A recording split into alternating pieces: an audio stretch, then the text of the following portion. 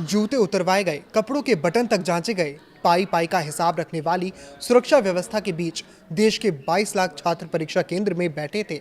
लेकिन उन्हें क्या पता था कि जिस सिस्टम पर वो भरोसा कर रहे थे उसकी रीढ़ की हड्डी पहले ही टूट चुकी थी।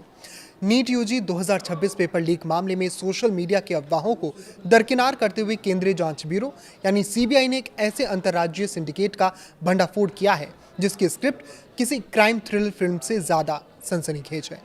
महाराष्ट्र से शुरू हुआ ये खेल हरियाणा होते हुए राजस्थान की सीमाओं तक जा पहुंचा, जहां देश के भविष्य को 10 से 15 लाख रुपए की बोलियों में नीलाम कर दिया गया।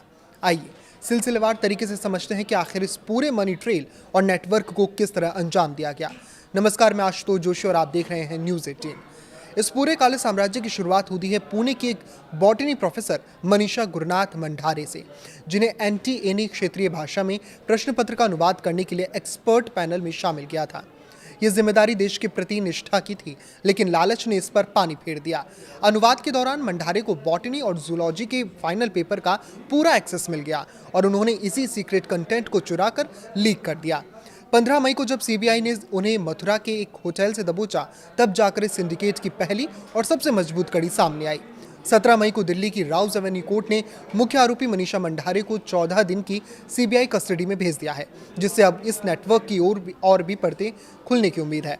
मंडारे ने पेपर चुराने के बाद लातूर के एक retired chemistry teacher PV Kulkarni से संपर्क साधा।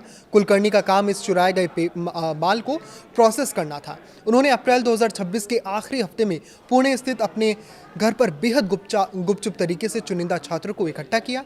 यहाँ मोबाइल फोन दूर रखकर छात्रों को केमिस्ट्री और बायोलॉजी के प्रश्न और उनके सटीक उत्तर हाथ से लिखकर रटवाए गए, ताकि कोई डिजिटल सबूत पीछे न छूटे।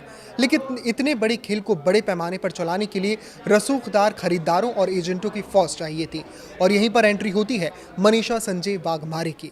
मनीषा वाघमारे पुणे के रसूख सागर नगर में एक ब्यूटी पार्लर चलाती हैं। दिलचस्प बात यह है कि 2 साल पहले वो अपनी ही बेटी का नीट क्लियर कराने के चक्कर में पेपर लीक माफिया के जाल में फंसकर लाखों रुपए गंवा चुकी थी। लेकिन नुकसान की भरपाई करने के लिए उन्होंने खुद को इसी दलदल में झोंक दिया और इस नेटवर्क की मुख्य डीलर बन गई। उन्होंने अपने ब्यूटी पार्लर के सोशल नेटवर्क और कस्टमर बेस का इस्तेमाल करके ऐसे अमीर माता पिता को ढूंढना शुरू किया जो अपने बच्चों के डॉक्टर बनने के सपने के लिए 10 लाख की मोटी रकम चुकाने के लिए भी तैयार थे। इस काम को आगे बढ़ाने के लिए उन्होंने अपने पुराने दोस्त और आयुर्वेद डॉक्टर धनंजय लोखंडे को भी इस सिंडिकेट में शामिल कर लिया। महाराष्ट्र की सीमाओं को लांघकर ये नेटवर्क व्हाट्सएप और टेलीग्राम के इनक्रिप्टेड रास्तों से उत्तर भारत की तरफ बढ़ा। धनंजय लोखंडे ने ये लीक पेपर नासिक में करियर काउंसलिंग का धंधा चलाने वाले शुभम खैरनार को 10 लाख में बेच दिया।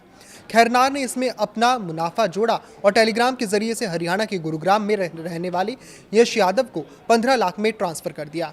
महज कुछ क्लिक्स में 5 लाख का सीधा मुनाफा कमाया गया। हरियाणा से ये चेन आगे बढ़ी और राजस्थान के जालौर पहुंची, जहां मांगेलाल और दिनेश बिवाल नाम के 2 भाइयों ने इसे भारी कीमत देकर खरीदा। दिनेश बिवाल ने तो हद ही पार कर दी। उन्होंने खुद अपने बेटे का भविष्य सुरक्षित करने के लिए इस चोरी के पर्चे का सौदा किया था। इस पूरे अंतर्राज्यीय रैकेट का अंत तब हुआ जब राजस्थान के सीकर में एक हॉस्टल मालिक के बेटे तक ये पर्चा पहुंचा और उस पिता की मुस्तैदी ने पुलिस में शिकायत दर्ज करा दी। सीबीआई भले ही आज उन 7 आरोपियों को सलाखों के पीछे पहुंचा चुकी है, लेकिन ये घोटाला समाज और हमारी शिक्षा प्रणाली पर एक गहरा और बदसूरत दाग छोड़ गया है। ये घटना साबित करती है कि जब तक परीक्षा कराने वाली संस्थाओं के भीतर ऐसे विभीषणों पर नकेल नहीं कसी जाएगी, तब तक बाहर की कड़ी सुरक्षा महज एक दिखावा बनकर रह जाएगी। ये समाज के नैतिक पतन का वो दौर है जहां माता पिता खुद अपने बच्चों का ईमानदारी की जगह शॉर्टकट और भ्रष्टाचार का पाठ पढ़ा रहे हैं। अगर अब भी इस लचर प्रणाली को पूरी तरह से रिबूट नहीं किया गया, तो देश के लाखों ईमानदार और दिन रात मेहनत करने वाले छात्रों को इस देश की व्यवस्था से भरोसा हमेशा के लिए उठ सकता है। इस पर आपकी क्या राय है, हमें कमेंट करके जरूर बताएं। लाइक करें, शेयर करें और इसी तरह जुड़े रहें। नमस्कार।